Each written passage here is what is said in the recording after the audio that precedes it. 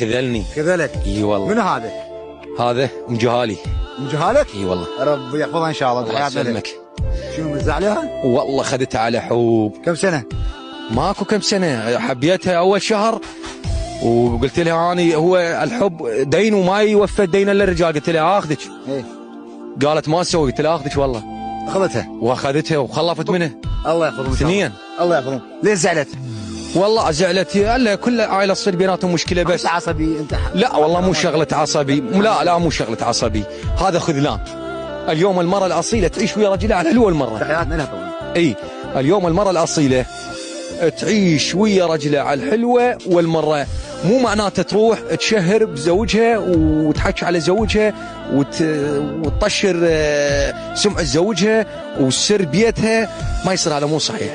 اليوم المرأة الأصيلة مكفول حق الرد. إذا تسمح لي هذا كلام عام، مو بس لزوجتي. لا احفظ حق الرد بشكل عام. شوف والله المرأة الأصيلة بنت عشيرة وبنت حمولة تعيش ويا رجلها على الحلوة والمرة، مو تروح تدور نفقة وتروح تزعل يم أهلها وتدور حاضر وغايب. المرأة الأصيلة خلي حاضر غايبته. والله اني بالنسبه لي الحاضر والغايب مخليه 15 ب10، بس اذا اريد اصير مو خوش ادمي اروح ادق ال 15 واطلق، بس مخافه الله، لان ابقى الله عند الله الطلاق، اني ما اريد اطلق. هاي صار لها سنتين. شو رساله اذا تشتكي معك هسه هي؟ والله شو اوجه لها رساله اذا هي مقتنعه بهذا الشيء، اقول لها مثلا اني اكثر من 3 مرات ناشدت وخابرت اكثر من 3 قنوات، يابا ردي اللي تريدينه يجرى لك بيتك وحيدك ذهب. لو قالت لك هسه ارجع لك اني